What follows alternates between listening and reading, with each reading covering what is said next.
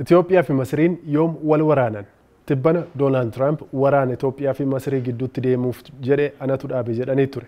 Walumaa gala waraana torba addunyaa kanarraati hambiseera jedhanii kan dubbatan keessatti waraana Itoophiyaa fi Masrii gidduutti gaggeeffamuuf ture natu dhaabe jedhanii dubbatan. Dubbii isaanii irratti pirezidaantichi kan kaasuuf turan dhimma hidhaa laga Abbayyaa irratti ijaaramee tibbana eebbifameeti. Haa ta'u malee biyyoonni lamaan gara waraanaatti yoo dhiyaataniiru yookaan waraanaaf walitti siiqanii jiru. Mee tokko lamaan haa ilaallu.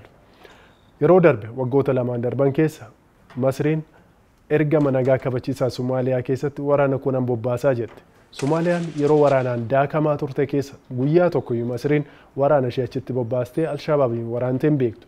Aarsaa guddaa kaffalaa kan turte waggoota dheeraaf garuu waraana Itoophiyaa ture. Itoophiyaan garuu dhimma kana mormiteetti. Biyyoonni lamaa wal dura dhaabbachuun isaanii itti fufee ture. Amma garuu ergama nagaa kabachiisaa gamtaa Afrikaa kana jalatti Masriin loltoota ishee bobbaastee gara Somaaliyaatti ergitee jirti. Loltoonni Itoophiyaa garuu akka ba'an jedhamaa ture amma garuu achumatti hafanii nagaa kabachiisaa kana keessatti hirmaataa jiru. Garuu waraanni Itoophiyaa fi Masrii hagam walitti dhiyaatanii jiru yookaan walirraa fagaatanii jiru. Tibbana BBC waliitiin gaaffiif deebii kan taasisan pirezidaantiin Somaaliyaa Hassan Sheikh Mohammed waa'ee kanarratti waan dubbatan qabu.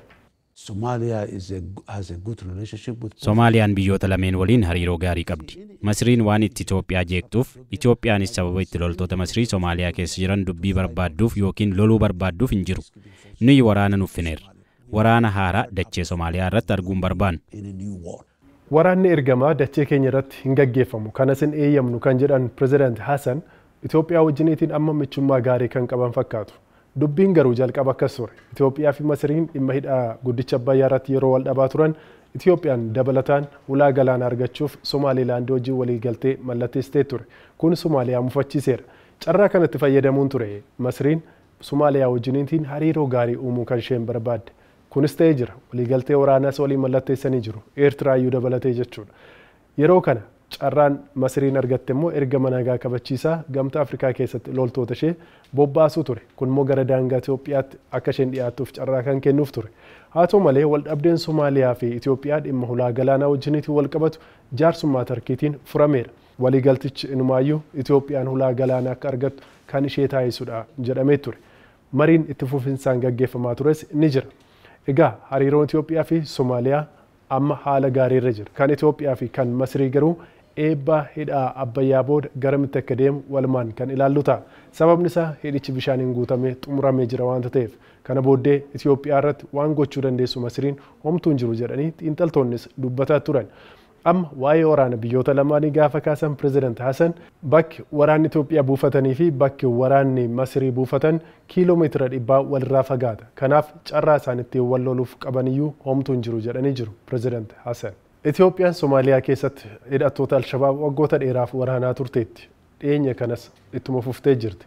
Inumaayyuu hidhattoonni Alshabaab daangaa Itoophiyaa seenanii haleellaa gaggeessuuf yeroo hedduu irra deddeebiin akka yaalanii turan ni beekama. Humni ittisa Itoophiyaa loltoota kanarratti yeroo adda addaatti tarkaanfii fudhateera. Pirezidaanti Hassan hidhattoonni kun na ajjeesuuf yeroo hedduu yaalii taasisanii jiru jedhan. Waggoota lamaan darban Alshabaab na ajjeesuuf yeroo 5 yaale. Pirezidaanticha ajjeesuun waraana isaan irratti baname ni dhaaba jedhanii waan amananiif. Ergama deeggarsaa fi tasgabbii Somaaliyaa jalatti biyyoonni Afrikaa hedduun loltoota isaanii bobbaasanii jiru. As keessatti loltoonni 11,000 ta'an gara Somaaliyaatti bobbaafamuun hidhattoota Alshabaab kana waraanaa jiru. Pirezidaanti Hassanis erga filannoo mo'atanii gara aangootti dhufanii duula yeroo adda addaatti hidhattoota kanneen irratti bananii ture. Inumaayyuu waa hidhattoota kana dadhabsiisaa jira jechuun dubbatanii jiru. Alshabaabiif ISIS garee shororkeessaa hamaa addunyaa kanaati. Danqaa kan nutti tahee humna waraanaa ijaaruu fi yeroo wal fakkaataatti ammoo isaan waraanuudha. Waggoota 3 darban milkaa'ina guddaa galmeessisne. Magaalonni hedduun harka Alshabaabii bilisa bahaniiru. Alshabaab dadhabeera. Garuu isa durii waliin yoo wal madaalchisnu ammayyuu nageenya biyyattiif yaaddoodha. Haa ta'u malee hidhattoonni Alshabaab lafa Somaaliyaa hedduu harka mootummaatii baafachaa akka jiran ibsaa jiru. Maarree akkamitti Pirezidaanti Hassan garee hidhattoota Alshabaab kana dadhabsiisaa jira jechuun dubbachuu danda'an. Dirree waraanaatti bakka tokko qabachuu fi deebistee gadhiisuun waanuma jirudha. Garuu waggaa lamaan as Alshabaab akka isa waggaa 2 duraa sana cimee hin beeku dadhabeera. Pirezidaantiin Somaaliyaa kun dhimma buufataa galaanaa Itoophiyaan gaafachaa turte irrattis dubbatanii jiru. Itoophiyaan Somaalilaand wajjin waliigaltee erga mallatteessitee waggaan tokko darbee jira. Pirezidaant Hassanii fi muummichi ministeera Itoophiyaa Dr. Abiy Ahmed michummaa gaarii qabu. Keessumaa dhiyeenya kana jechuudha. Sirna eebbaa hidhaa guddicha Abbayyaa irratti illee pirezidaantiin Somaaliyaa kun argamuun gammachuu isaanii ibsatanii jiru. Furmaanni jiru faayidaa waloo irratti waliin hojjechuudha. Keessumaa dhimma nageenyaa irratti mariin geggeeffamaa jira. Ammayyuun xumuramne. Itoophiyaan dhimma daldalaaf qarqara galaanaa Somaaliyaa argachuu irratti Soomaaliyaan homaa rakkoo hin qabdu. Itoophiyaan hidhattoota Al-Shabaab waraanuuf loltoota ishee gara Somaaliyaatti erga bobbaastee waggoonni 20 darbanii jiru. Masriin erga waraana ishee ergitee waggaa tokko. Michummaa jabaa garuu qabna jechaa jiru. Michummaa guddaa kan argisiisee fi aarsaa guddaa kaffalaa ture Somaaliyaadhaaf Itoophiyaa akka ta'e immoo Dr. Abiy Ahmed deddeebiin dubbataa turaniiru. Odeeffannoon har'aaf qabnu kanuma. YouTube keenya subscribe godhaa, comment godhaa, like godhaa nu waliin tura.